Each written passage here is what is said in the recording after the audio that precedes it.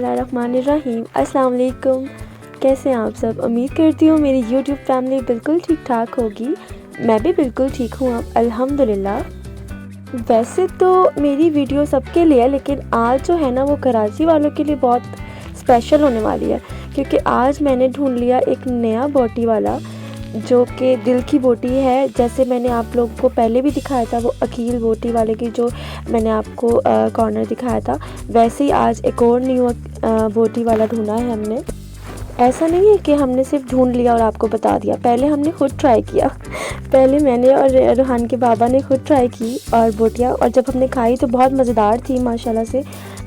और जब बोटी खाई तो बोटियाँ जो थी वो अंदर से गली हुई थी, बहुत अच्छे से गली हुई थी। और सबसे मज़े की बात कि इसकी जो एक सीख है वो 30 रुपये की है। कैन यू इमेजिन, 30 रुपये की सीख आजकल कहाँ मिलती है, और वो भी इतनी मज़ेदार। तो जो भी कराची से है उनसे मैं ज़रूर कहूँगी कि जाएं और ट्राई करें। ये कोरंगी 2 नंबर पर है, और कोरंगी 2 नंबर पर गुलजार बिरयानी वाले जो बहुत फेमस हैं उनके साथ हैं। और बाकी लोकेशन आप जब वहाँ जाएंगे तो आपको खुद ही मिल जाएगी। तो फिर हम यहाँ से वापसी पे हम लोग बस हमने घर के लिए भी पार्सल करवाई बोटियाँ, और हम लोग ने घर बाहर से थोड़ा सामान लिया और हम जल्दी से बस घर आ गए वापस। और जब मैं घर पहुँची तो बच्चे तो बोटियाँ नहीं खा सकते थे क्योंकि बहुत स्पाइसी होती हैं और मज़ेदार भी हैं। और तो फिर बच्चों के लिए अंडे बनाए थे। प्याज टमाटर वाले जो अंडे होते हैं वो बच्चे शौक़ से खा लेते हैं। बच्चों को भूख भी लग रही थी, सबको भूख लग रही थी, और टाइम भी ज़्यादा होता जा रहा था। तो फिर मैंने कोशिश की कि बस जल्दी जल्दी जो है वो खाना बन जाए, और फिर हम खाना खाने बैठे। मुर्तज़ा और मुहिब भी आए हुए थे, तो रूहान उनके साथ बहुत एंजॉय कर रहे थे। रूहान ज़ैनब सारे खेल रहे थे आपस में। तो तब तक मैं फिर कुकिंग कर रही थी।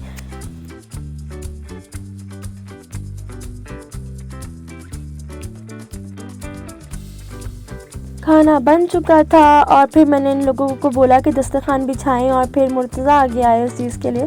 दस्तरखान बिछाया मुर्तज़ा ने, और सब ने चीज़ें आपस में डिवाइड करके सारे थोड़े थोड़े काम किए। रूहान ने प्लेट्स रख दी, तो एक ने ग्लास रख दी, एक ने बॉटल रख दी। तो इस तरह से जल्दी से हमारा दस्तरखान तो लग चुका था, और बस सबका एक जगह बैठना और खाना खाना बाकी रह गया था। हमारी डेली की रूटीन यही होती है, हम एक साथ खाना खाते हैं। कभी कभी होता है कि रूहान और ज़ैनब को मैं पहले खाना खिला देती हूँ, लेकिन ज़्यादातर ये होता है कि हम साथ बैठ के खाना खाते हैं। और मुर्तज़ा मुहिब तो हमारे साथ ही होते हैं माशाल्लाह से हमेशा। ये लोग ज़्यादातर होता है कि ये लोग हमारे घर पे होते हैं, तो फिर ये लोग भी हमें साथ ही ज्वाइन कर लेते हैं। इनके साथ ये होता है कि रूहान जो है वो शौक़ से खाना खा लेते हैं, और आराम से बैठ के ना तसल्ली से खाना खाते हैं रूहान। फिर जब खाने से फ्री हुए तो बर्तन वगैरह किचन में रखे, और इतने में मसब आ गए थे और ज़ैफ़ा आ गए थे। इनके मामा बाबा किसी इवेंट पे गए हुए थे, और ये लोग हमारे घर पे थे। इन लोगों को बाहर जाने का बिल्कुल भी शौक़ नहीं है। तो इन लोगों ने खेलना शुरू किया, और साथ साथ फिर मैंने भी थोड़ा सा खेल लिया इन लोगों के साथ, क्योंकि बच्चों के साथ टाइम स्पेंड करने में बहुत मज़ा आता है मुझे। ऐसे बच्चे नाराज़ भी नहीं होते, उदास भी नहीं होते, और अपने आप को इग्नोर होता हुआ भी नहीं समझते। तो उसके बाद फिर मैं बस थोड़ा सा खेला, और फिर मैं आ गई थी किचन में। किचन के काम बाकी थे। किचन की रोज़ की यही रूटीन है कि रात को मैं पूरा किचन क्लीन करके सोती हूँ, और जब तक किचन क्लीन ना हो ना मुझे तो नींद ही नहीं आती।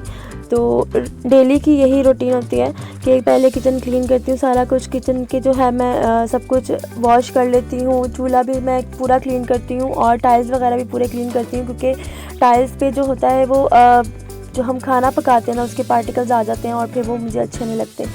तो उसके बाद फिर जब सारा सब कुछ क्लीन हो जाता है तो फिर मैं वापस जाती हूँ अपने कमरे में। कभी कभी ये होता है कि मैं बहुत थकी हुई होती हूँ, तो फिर मैं सुबह क्लीन करती हूँ, रात को फिर मैं कैंसिल कर देती हूँ। लेकिन ज़्यादातर होता है कि मैं सुबह जो है सुबह क्लीन बहुत कम करती हूँ, और रात में क्लीनिंग ज़्यादा होती है। तो टाइल्स वगैरह और चूल्हे वगैरह को क्लीन करने के लिए मैंने अलग से एक स्पंज रखा हुआ है। मैं सेपरेट स्पंज रखती हूँ, और क्योंकि फिर वो जम्स वैसे भी लग जाते हैं, मैं अलग से इनका कपड़ा रखती हूँ साफ़ करने के लिए। और सब कुछ साफ़ करने के लिए एक अलग अलग कपड़ा होता है, और लाजमी नहीं है कि आपके पास स्प्रेस बॉटल हो अलग अलग तरह की कंपनीज़ की। आप ये जो बर्तन धोने वाला साबुन होता है ना, इससे भी आप बहुत कुछ कर सकते हैं। हमारी अम्मियाँ भी यही सब करती हैं। तो इसी तरह हमने देखा है साफ़ करते हुए सब कुछ, तो हम भी ऐसे ही कर सकते हैं। इस तरह भी ज़्यादा अच्छे से साफ़ हो जाता है। अगर हम एक दफ़ा भी साफ़ कर लेना तो 3-4 दिन तक हम लोग जो है ना, मतलब अगर साफ़ कपड़े से भी, गीले कपड़े से भी साफ़ कर लेना तो वो चीज़ हमारी साफ़ रह जाती है। बस फिर सिंक की बारी आ गई थी। सिंक को अच्छे से क्लीन किया मैंने, तो सिंक को भी मैं फिर स्पंज से ही साफ़ करती हूँ। और ये जो अंदर वाली कटोरी सी होती है ना सिंक के अंदर, इसे भी अच्छे से क्लीन करना चाहिए। और बस फिर किचन पूरा साफ़ हो चुका था और उसके बाद मैं अपने रूम में वापस आई क्योंकि रूहान सो चुके थे और ज़ैनब को सुलाने की बारी थी। पहला कलमा तैयब माने सही से पढ़ो ना। ला इलाहा, इधर देख के पढ़ो। इल्लल्लाहु मुहम्मदुर, सोने की दुआ सुनाओ। अल्लाहुम्मा बिस्मिका अमूतु व अहया। और ज़ैनब क्या पढ़ती है? सूरह कौसर पढ़ो। इन्ना आतैना कल कौसर फसल्ली रब्बिका वनहर इन्ना शानियाका हुवल अबतर। भाई सो गए आपके ज़ैनब? आप अकेले जाग रही हो? आपको नींद नहीं आ रही? तो अब हम सोएंगे ना? ये आइज़ कैसी हो रही है? अपनी आइज़ दिखाओ। अच्छा गुड नाइट बोल दो सबको। गुड नाइट बोलो सब सो जाएं। सब सो जाए। मैं भी सोने लगी हूँ। मैं सो क्या? ओके जी गुड नाइट। ओके जी गुड नाइट। हम सोने लगे हैं। हम सोने लगे। अल्लाह हाफिज। अल्लाह हाफिज। से बोलो। कल फिर मिलेंगे। अल्लाह हाफिज। अल्लाह हाफिज। अपना ख्याल रखिएगा। अपना ख्याल रखिएगा। बाय बाय तो करो। कैसे बाय कर बाय।